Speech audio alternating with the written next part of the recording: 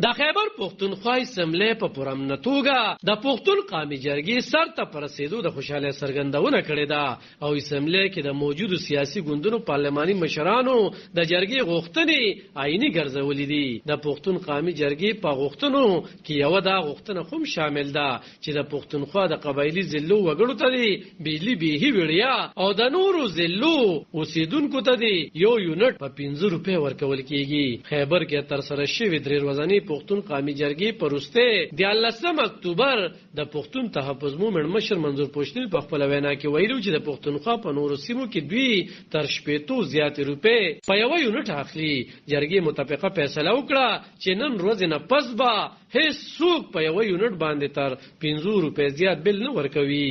دغه فیصله کې ویل شوی دی کو چری د دې بدل کې د چا د بجلی د بندولو یا لوډ شیډینګ کولو کوشش وکړو نو جرګه به د پښتونخوا نه نور ثبوت د بجلی د تارونو پرې کولو بندوبست کوي.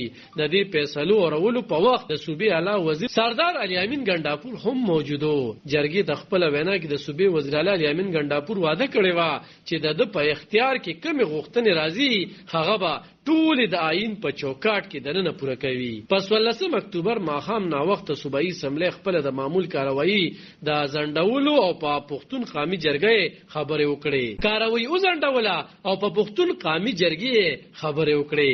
د سیاسي ګوندونو پارلماني غړو په پرم نه جرګې کول خوشحالي څرګنده کړه او د پښتون قومي جرګې غوښتنې عیني او قانوني وبللې. پښتونخوا اسمبلی کې د پیپل پارټي پارلماني مشر احمد کریم کونډي خبرو کې وایي چې خیبر پښتونخوا صوبه تر ټولو ارزانه بجلی جوړوي او دا خبره هغه ډیره مخکې راپورته کړې و چې پښتونخوا ته باید بجلی په ارزان نرخ ورکړل شي. هغه ول چې خپل ذاتی تور باندې خوشاله هم شم چې نن زما ټول ولس چترال نه واغله تر وزیرستان پورې په دې خبرو باندې خبرې کوي لګیا دي چې دا دستوري خبره ده، دا د اساس خبره ده. دا په دې اساس کې په دې عمراني معاهده کې د 1903 په دې عین کې موجود دي. د لیټ خایډل پروفټ په صورت باندې دا تاسو ګوره چې دا بجلی شو، دا ګیس شو یا تیل شو، دا هغه سيزونه دي چې کم کټګوریکلی په عین کې موجود دي.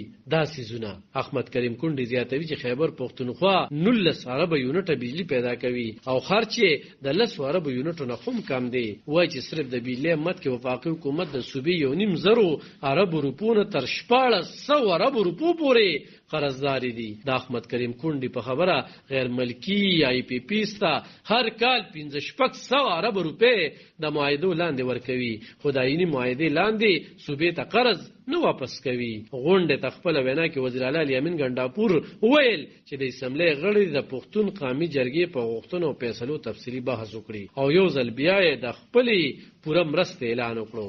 د خیبر جرګې پریکړو یا غوښتنو ته تر دې دمه د وفاقي حکومت لړغه کم خبرګون مهته نه دی راغلی. اعلی خان شرپو دلبر نیوز 400 د خیبر